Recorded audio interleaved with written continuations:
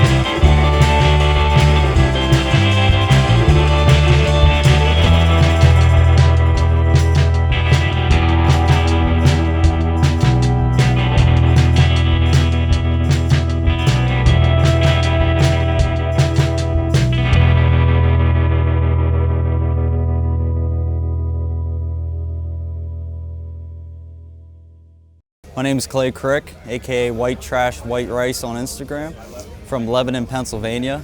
And this is my 76 CB750 chopper that I call Loose Goose.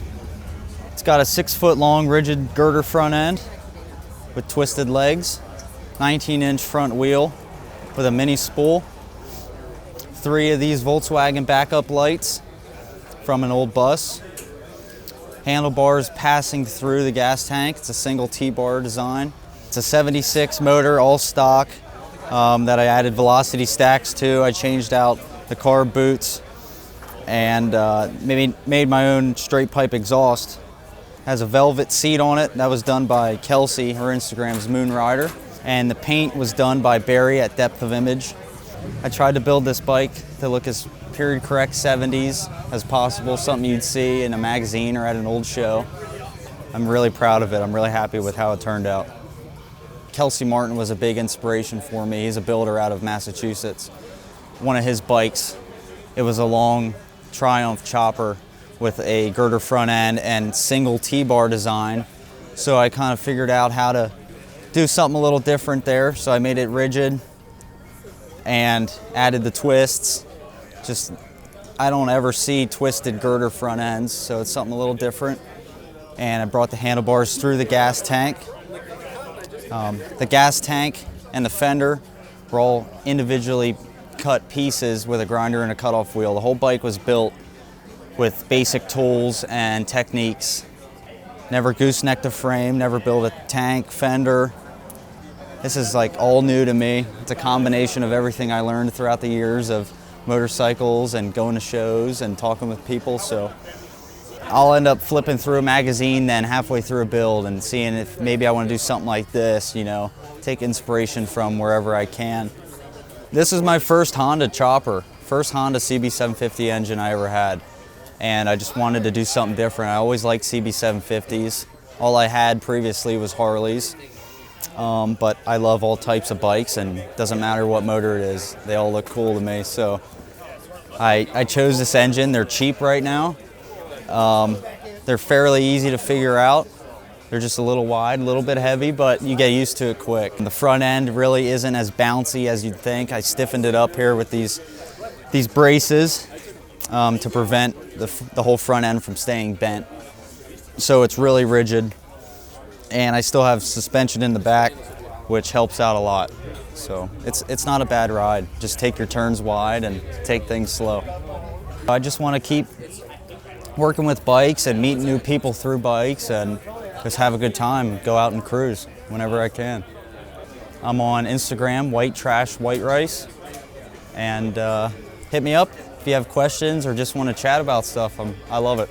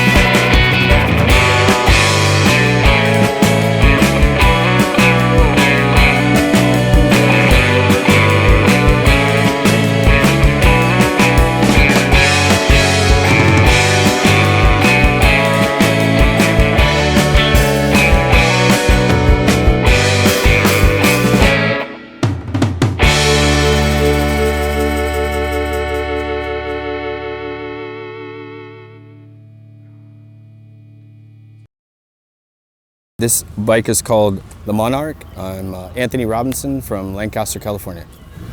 Jack Robinson from Lancaster, California. I'm Nancy's dad. This is a 1951 Triumph. It's a 6T pre-unit 650. We wanted to lay out kind of a platform of a butterfly, the Monarch. This is our creation. This is what we came up with. We handmade all of the parts on here pretty much. The gas tank, the fender, the oil tank, the pipes. We reversed the head, did dual carbs in the front, 510 cams, bigger pistons, open primary on this side. Our friend Brian at the Bone Orchard made this front end for us to match the bike. And CT Newman made these grips for us, but everything else we made ourselves in-house. I don't know how it works, it's just in my head. I have this vision and I just keep going until I reach that vision. I own a door company. I've been in business for 20 years, and so when I would go give estimates and stuff for doors, I would find things in their garage, old bikes and whatever, and talk to customers, and that's how it started. I started collecting, and as I started collecting, I started, thinking like I can make this very different, So I would just start taking bikes apart and doing my creation with them, and this is how they come out. And each one is a little better as I go, So I've only been doing this 6 years. My pops is like old school, and I'm a little newer school, so some of our stuff doesn't jive, but we meet in the middle. We figure it out. His vision is not exactly mine, and mine's not exactly his. Yeah, but this is my pops, and I love him though. Yeah. Doesn't matter how you slice that cake. Between his, 45 years of being a machinist, and my creativity of welding and being craftsman of fabrication, it just works really well together. All of our hardware is all handmade. My dad made all of the hardware. You can't buy any parts that's on the bike. You can't go to the store and buy them. It's impossible. We don't have a CNC. We have manual mills and lathes. A lot of hours, yes. A lot of hours. Oh, Trust me, tremendous amount of hours. Yeah. A lot of late nights. We're happy that this one is finished, and we're going to move on to the next one, whatever that may be. I'm at Gasoline and Coffee. Check me out on the web, gasolineandcoffee.com, or Instagram Gasoline and Coffee, or Facebook Gasoline and Coffee.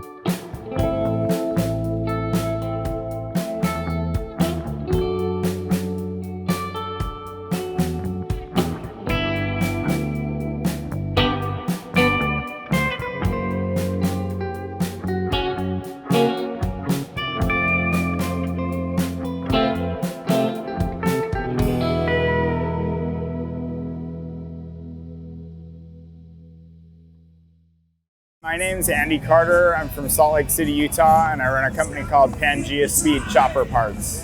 I built a 65 Panhead for the Born Free Invited Builders series. I just wanted to build like a 7/8 scale chopper, like just everything like micro size, So I got just an old screwed up, it was a wishbone Panhead frame, and then I cut the back off and shortened it an inch, and then I built like a new front section for it because it had been in a wreck and was all twisted up. I'm running a 19-inch front wheel on a 15-inch Dick Allen 12-spoke rear wheel. So, same thing to just kind of keep it small.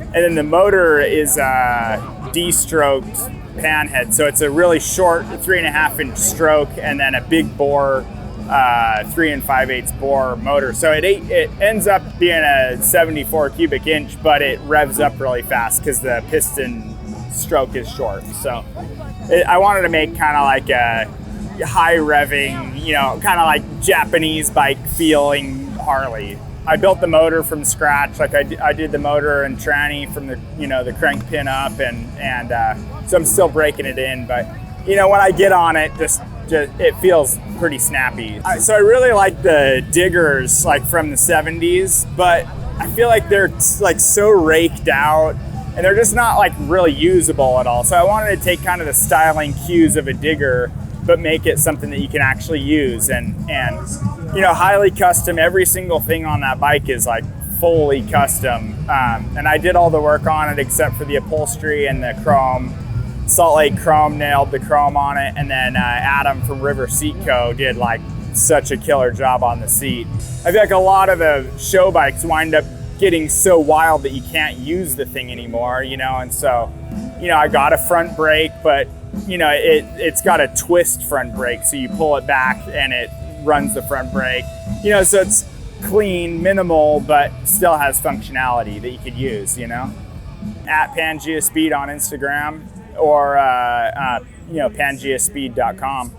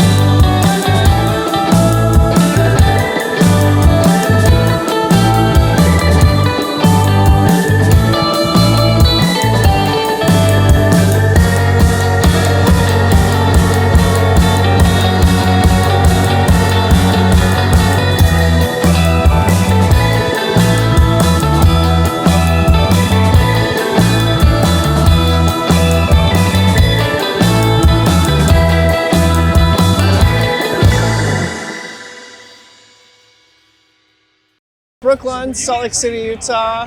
It's a 1947 Knucklehead, full aluminum motor, aluminum heads, cylinders, lifters, valve spring covers. Pretty much everything that you can put on a motor, I made sure was out of polished aluminum. So everything was kind of handmade by myself or friends. It's like the gas tank is cast aluminum, polished. All the flames were molded into it just from welding and grinding and all that. Primary cover, same treatment, just cast by me. The frame was an original 47 bull neck frame that we chopped apart, kind of changed the dimensions on it just to fit the motor so it's real tight and compact. I was kind of just going for like that East Bay tough guy, like just ripper bike, because it's an 88-inch motor, so I just wanted to build something small, high hands that just you could just rip around on.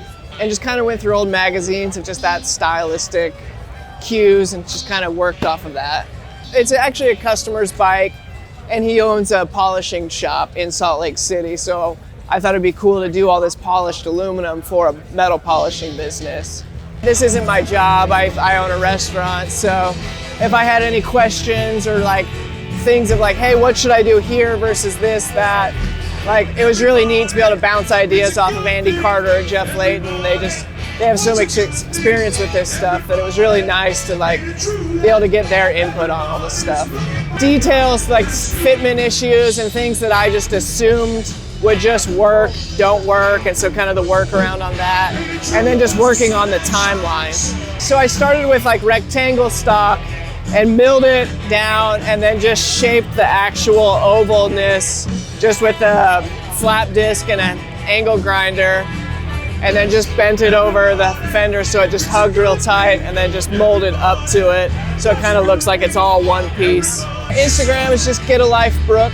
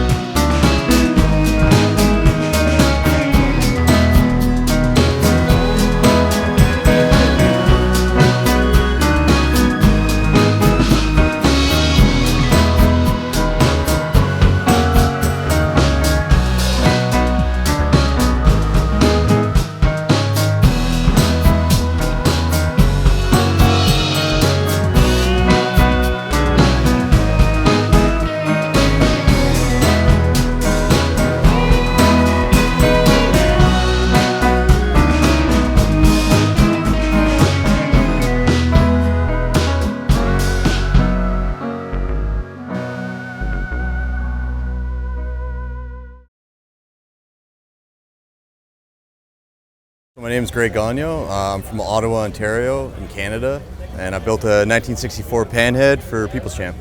So the bike's like 10 over, wide glide front end, star hub wheels. It's actually an original matching cases 64 Pan, stock, There's no cam in it, no nothing, just a linker carburetor, 58 transmission, and it's in a rigid shovel frame. Did all this stainless trim on the tins and the fender, and then my good buddy Alex did the paint, molded it all in, and did this gold leaf with like a candy sprayed over top of it to get that effect. A lot of these other parts I made myself, so like the pegs and the brake pedal, clutch pedal.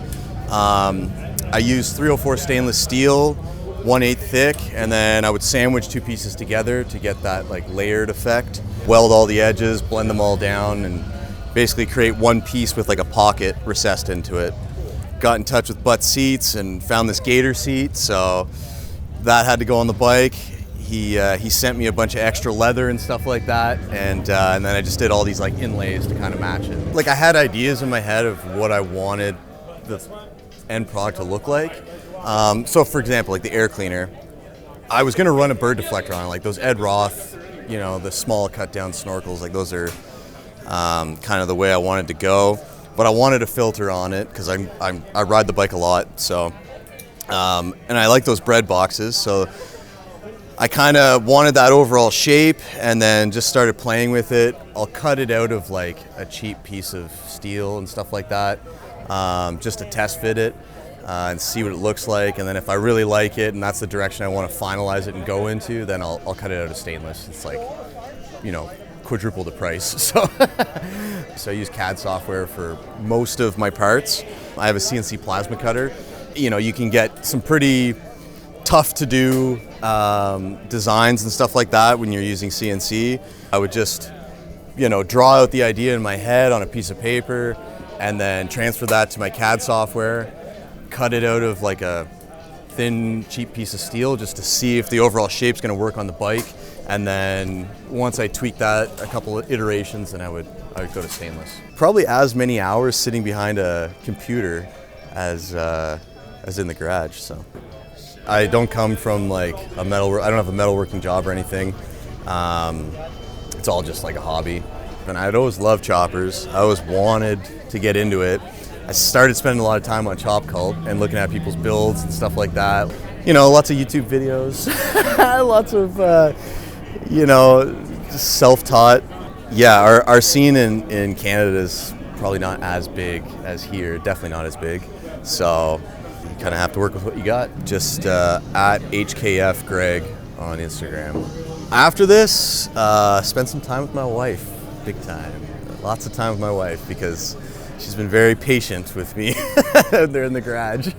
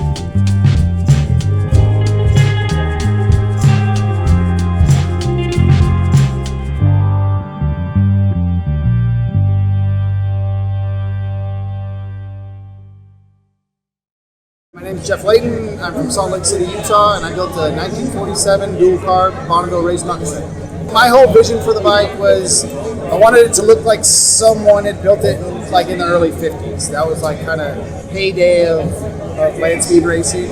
And so I really tried to build all the components that would have fit that era. Try to do the paint scheme that would have been really incisive for that era.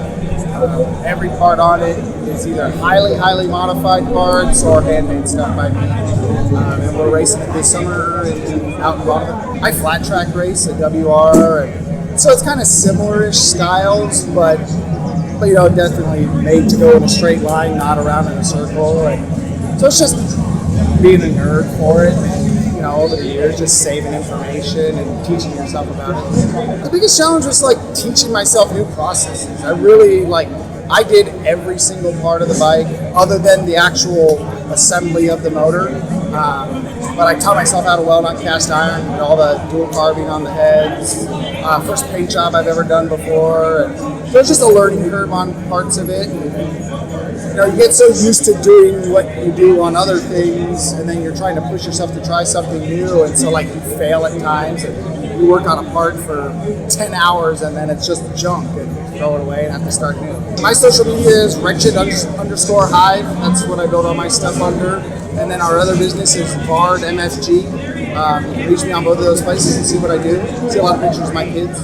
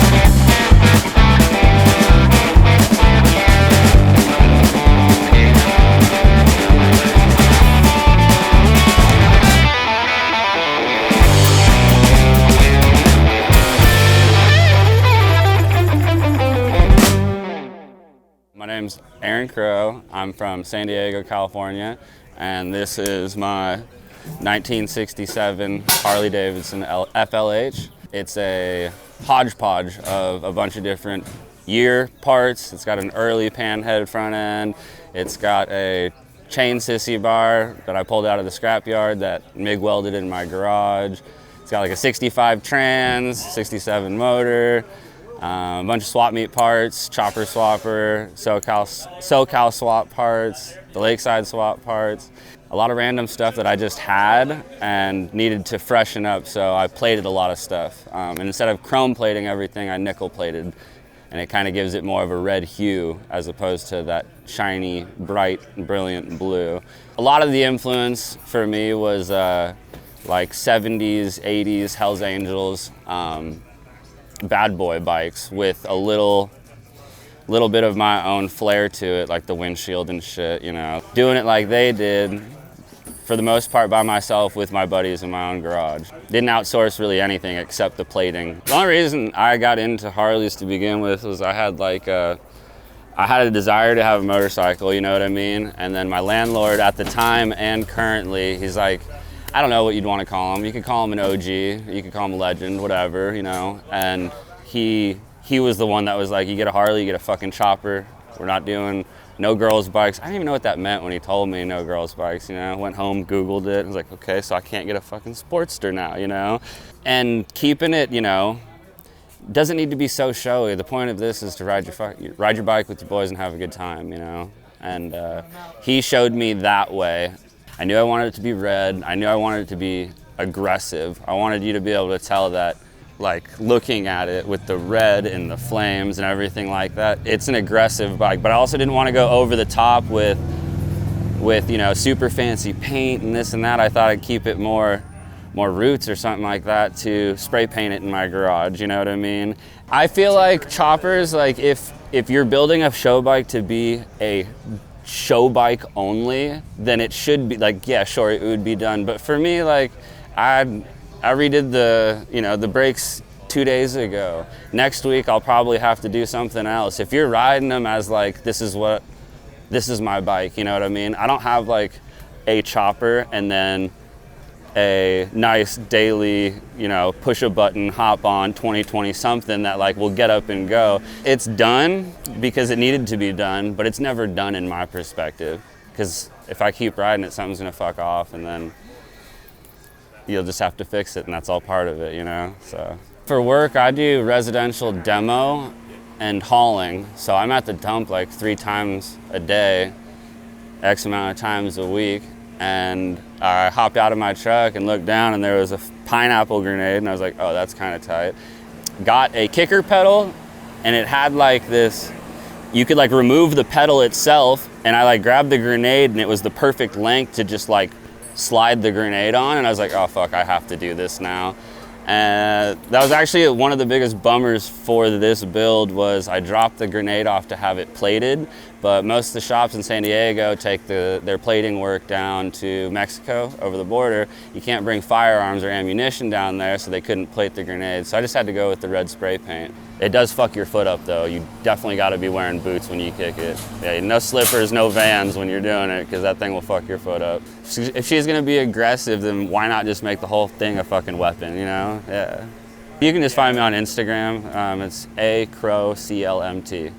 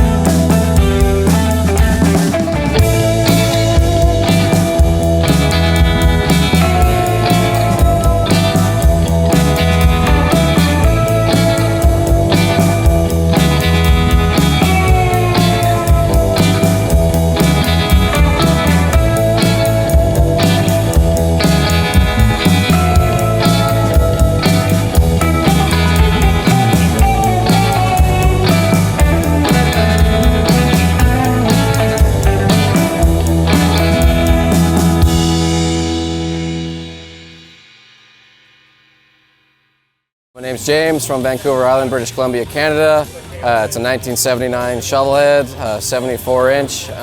Call her Crystal Cross because of all the obvious twisties and crosses. So a huge part of my life right now has been crisscrossing, you know, jobs, locations, you know, relationships with people, yada yada, you know, life. And so I really tried to emulate that with this build. So hence like the bars intersecting and going the opposite direction, the headlight mount, you know, splitting off and going 2 ways, and then with the exhaust twisting inside of itself, but they are all kind of coming to a point, and that's sort of where I had it mentally, is like eventually I'll get to where I'm going, you know, and it's a little bit of an emotional deep dive into building a chopper, but that was like my emotional trajectory with building this bike. So most of the original ideas, like the bars and the exhaust and the clutch lever, those were like ideas I had for sure. Things like the sissy bar and like having the seat dropped into the frame, that was all kind of came as we went. But yeah, I would say like generally it was all sort of pre-planned, but as you go, shit changes, and this is what we ended up with. Japanese culture, man, that is like my biggest influence right now. I'm absolutely obsessed with like the Japanese chopper scene, and hopefully one day I'll get over there to actually see it for myself, but I'm really influenced by that with the super high mids and just the weird funky design. Like they do things that I don't think you traditionally see here. They have such a pendulum swing with choppers there. It's either like super crusty and oil and shit everywhere, or they have like this high extreme where it's really chaotic and crazy looking, and I kind of want to meet the middle there. Like this thing's a really functional, rideable chopper, but it's got some weird quirky aspects to it, and I really wanted to emulate all the small parts with not having crazy paint, so you see all the small details. And with the few guys that I've been following in Japan right now, that's kind of what they've been doing. So I really tracked with that and just kind of stuck true to that. I've got over like 60 to 70 hours in the exhaust right now, and the reason it took so long was every cross joint that's intersecting with itself. When I welded everything on, my buddy Justin actually did help me with a lot of the welding because I'm still learning to weld right now, but I had to take a diamond bit on a Dremel and grind all my welds down, and it's like a little fine point. And it maybe wasn't the greatest way to do it, but it's the only way I knew how at the moment. So I just have so much time just grinding welds out and making sure all the bends are like, generally fairly straight looking, and I really want it to be when you're looking at the back of the bike, it looks straight and not like going, like it's hard because sometimes you can have it leaning one side and then the whole pipe looks off. So just so much time and like making it look, half decent. So the front end of this bike, it was an original 1983 Harley frame. It was a wide glide shovel he had. And I'm an idiot, and I pulled the bike apart. It was an all original 83 FX, and I didn't know what I had at the time. And I chopped the thing apart and cut the rear section off, and then it just sat in a garage for like 5 years, and I never did anything with it. And then Biltwell came up, and I was like, man, I got to get this frame back in action. And all the other stuff, unfortunately, was gone at the time. The motor was gone, wheels were gone. I was just parting it out to fund this other build, basically. And so I'm really thankful I have that front end still, because it's my dad's, right? And I can hopefully have that thing for a long time. Go follow me at Kickstart Customs. It's Kickstart Customs with a K. There's another dude out there with a C, so I'm the dude with the heart and the Kickstarter through it. So yeah, go follow me on Instagram. I got lots of videos of the build, and if people are interested, they can go watch it there.